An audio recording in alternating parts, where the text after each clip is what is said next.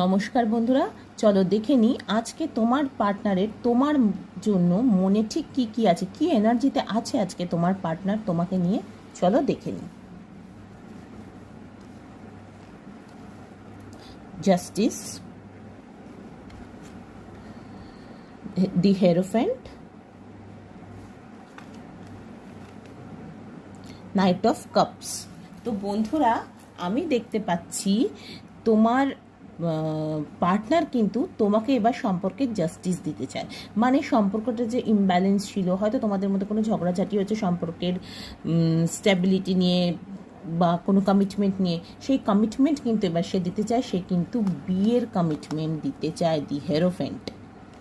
তো এবং তোমার কাছে সে সেই প্রস্তাব নিয়েই আসছে, নাইট অফ কাপস সেই কথাই আমাকে বলছে। তোমাদের কিন্তু খুব শিগগিরই বিয়ের সানাই বাজলো বলে। তো খুব ভালো লাগলো বন্ধু।